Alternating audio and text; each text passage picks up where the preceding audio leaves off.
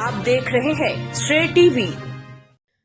नमस्कार, मैं हूं आपके साथ शिवानी और आप देख रहे हैं श्रेय टीवी। रीवा के सच्चा नगर करहाइया में हिंदू सम्मेलन समरसता का संदेश और भव्य भंडारे के साथ हुआ कार्यक्रम संपन्न। रीवा जिले के ग्राम सच्चा नगर करहाइया में हिंदू सम्मेलन एवं समरसता का भव्य कार्यक्रम सफलतापूर्वक संपन्न हुआ। इस आयोजन में क्षेत्र के सभी हिंदू समाज के लोगों ने बढ़ चढ़कर भाग लिया और सामाजिक एकता व भाईचारे का संदेश दिया। कार्यक्रम के आयोजक समाज सेवी शशि कुमार मिश्रा रहे, जिन्होंने इस आयोजन के माध्यम से समाज को जोड़ने और समरसता को मजबूत करने का आह्वान किया। कार्यक्रम के मुख्य अतिथि के रूप में कृष्ण शास्त्री की गरिमामयी उपस्थिति रही।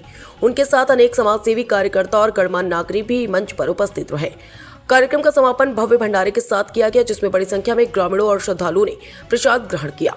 आयोजन में दीपू द्विवेदी, विष्णु नारायण तिवारी, मनोज शुक्ला, रिंकू शुक्ला सहित कई प्रमुख कार्यकर्ताओं का महत्वपूर्ण सहयोग रहा, जिनकी मेहनत से यह कार्यक्रम ऐतिहासिक बन सका। कार्यक्रम स्थल पर भारी भीड़ देखने को मिली, जो इस बात का प्रमाण है कि समाज में ऐसे आयोजनों के प्रति लोगों का उत्साह लगातार बढ़ रहा है। पूरे माहौल में अनुशासन, श्रद्धा और एकता की झलक साफ दिखाई दी। श्रेय टीवी के लिए खास रिपोर्ट शशि कुमार मिश्रा, रीवा से।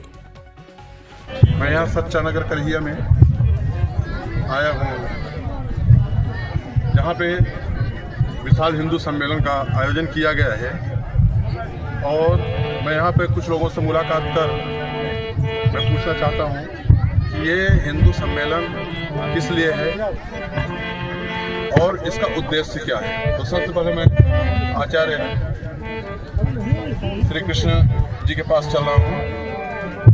मैं उनसे पूछना चाहूँगा, आप अपना परिचय देते हुए यहाँ के जो सम्मेलन है किस लिए किया गया, क्या आप बताएंगे इसको? हेलो, बंद करवा दे। सभी माताओं से आग्रह है कि एक पंक्ति में बैठ भोजन के लिए सभी माताओं बहनों से निवेदन है। बंद करवा थोड़ा देर एक पंक्ति में बैठे बढ़िया बैठकर पत्तल व्यवस्था से, है ना, इसलिए सभी लोग जैसे अपन अपने घर में बैठ। देखिए, सनातन धर्म जो है उसका धर्म पे ही आधारित जैसा कि बताया जा रहा था, और हमारे हिंदू एकता की जो नींव है वो समरसता है। मुख्यतः यह जो आज कुछ आक्रांताओं के द्वारा हमें जातिगत समीकरण पे बांट दिया गया है, तो इस जातिगत समीकरण को समाप्त करने के बाद वर्ण व्यवस्था पे आधारित होकर के हर वर्ण अपनी जिम्मेदारी को समझते हुए एक दूसरे का सम्मान करें, एक दूसरे से समरसता बना करके चलें। संसार में जीवन जीने के लिए धर्म बहुत आवश्यक है और मानव मात्र का सबसे बड़ा एक जो धर्म है वो है मानवता का धर्म। तो हमारे बगल में रहने वाला यदि व्यक्ति कोई हमारे उस वर्ण का नहीं है तो हम उसे हे दृष्टि से ना देखें, क्योंकि वह भी भगवान का अंग है। और गीता में भगवान ने तो स्पष्ट रूप से कहा है कि चातुर्वर्णम न्यासृष्टम गुण कर्म विभागशः। ये जो चारों वर्ण हैं ये मेरे ही अंग हैं और चारों ही वर्णों का सम्मान है। गुण और कर्मों के द्वारा इनका विभाजन किया गया है। तो ये वर्ण व्यवस्था के अंतर्गत तो विभाजित दिखाई देते हैं, परंतु जहाँ एक सनातन धर्म की बात है या हिंदुत्व की बात है वहाँ इन पर विभाजन नहीं होना चाहिए। इनमें पूर्णतया एक रूपता होनी चाहिए और समरसता होनी चाहिए, एक दूसरे के प्रति प्रेम भाव होना चाहिए। यही मुख्यतः हमारे हिंदुत्व का आधार है कि हम एकजुटता को करें।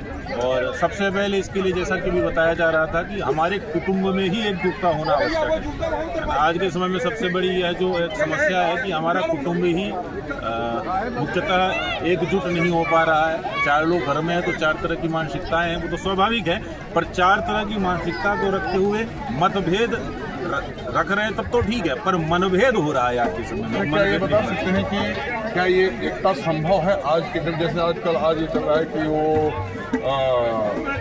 इतने जातियों में भी अपने हिंदू में धर्म में भी कई धर्म निकाल रहे हैं बीच बीच में।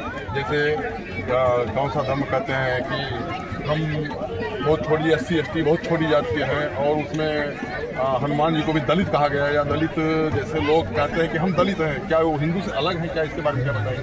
नहीं, वो हिंदू से अलग नहीं है। उन्होंने अपने आप को शुद्ध ऐसी दृष्टि से देख रखा है। और जो हमने बताया ना बीच में जो कुठाराघात करने वाले लोग हैं, उन लोगों ने ऐसा इनके मन में ये कहा गया ना ब्रेन वॉश कर दिया है, ब्रेन वॉश। हमारे यहाँ क्या होता है, हमारे यहाँ ये होता है, आप बैकवर्ड एरिया में चले जाइए, जो बाहर से आने वाले आक्रांता लोग हैं, चाहे वो किसी भी मिशनरी के हों, किसी भी कैसे भी हों, धर्म के तो है ही नहीं, पंथ के हैं, धर्म तो सनातन है और सनातन के अतिरिक्त कोई दूसरा धर्म नहीं है। तो ये जा करके सीधे तौर से उनको ब्रेन वॉश करते हैं कि नहीं भैया आप ऐसे हो, आपको इस दृष्टि से देखा जा रहा है और आपका सदैव अपमान किया गया, आपका शोषण किया गया है ना। तो इस तरह से उनका ब्रेन वॉश करके उनके दिमाग में ये कुछ बातें भरी गई हैं जो उनके हृदय पर बैठी हुई हैं, इसे साफ करने की जरूरत है। प्रभु को भजे सुप्रभु का होई, कोई भी होगा सब प्रभु के हैं। अगर जातिगत व्यवस्था में भगवान मिलने होते ना तो भैया आप देख लो, कुल खानदान नहीं देखे भगवान। प्रहलाद का क्या कुल था, या जाति थी विदुर की, दुर्योधन के मेवा त्यागे साग विदुर घर खाए, तो विदुर के यहाँ जाकर साग खाए, केले को छिलकों को खा करके संतुष्ट हो गए भगवान। और जातिगत व्यवस्था को ही देखा होता तो और देखो ना, शबरी की क्या जाति थी, उसके झूठे बेर खा रहे प्रेम में भावुक होकर। तो इस बात को जानना चाहिए कि राम ही केवल प्रेम प्यारा, भगवान प्रेम को ही मानते हैं और प्रेम के सूत्र में ही बंधते हैं, और उस बात को समझते हुए हमें भी प्रेम रूपी सूत्र में बंधना चाहिए। उसी से हमारा कल्याण होगा, हमारे हिंदू एकजुटता होगी। चलिए, अभी हमने यहाँ पर श्री कृष्ण शास्त्री जी से बात की और बहुत कुछ अनुभव मिला। अब यहाँ जो हिंदू महासम्मेलन समरसता का कार्यक्रम चल रहा है, तो यहाँ पे भंडारे का भी कार्यक्रम किया गया है। और हिंदू भाइयों में ऐसे ही एकता अगर दिखाई दे तो हमारा भारत एक बहुत ताकतवर देश बन जाएगा। और मैं सबसे ये अनुरोध करूँगा कि सब ऐसे ही एकता का साथ दे। श्रेय टीवी, शशि कुमार मिश्रा, सच क्यों ना। वो उतार लेंगे भैया, जूता वगैरह जूता उतार के पूजा तो हुई थी। हाँ ले दे ना आचार्य जी की, दे ना आचार्य जी।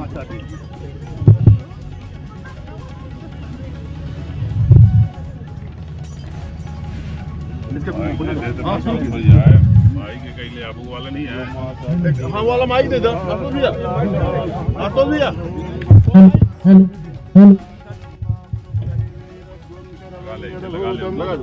यद्भाव्यम् उतावृतत्वस्येषानो यदन्नेनातिरोहति एतावानस्य महिमा तूजायांश पूरुघः पादोष विश्वभूतानि त्रिपादश्यामृतं दिभिः अक्षतास्य सुरस्त्रेस्ते कुङ्कुमाद्यास्य शोभिता मया निवेदिता भक्त्या गृहाणपरमेश्वरी श्रीखण्डं चन्दनं दिव्यं गन्धाढ्यं सुमनोहरं विलेपनं सुरश्रेष्ठं चन्दनं प्रतिगृह्यताम् मल्लिकादीन सुगन्धीनि मालत्यादीनि वै प्रभु मया दत्तानि पुष्पाणि पूजार्थं प्रतिगृह्यताम् वनस्पतिर्शोधभूतो गन्धाढ्यो गन्धोत्तमः यागनेयः सर्वदेवानां धूपोऽयं प्रतिगृह्यताम्।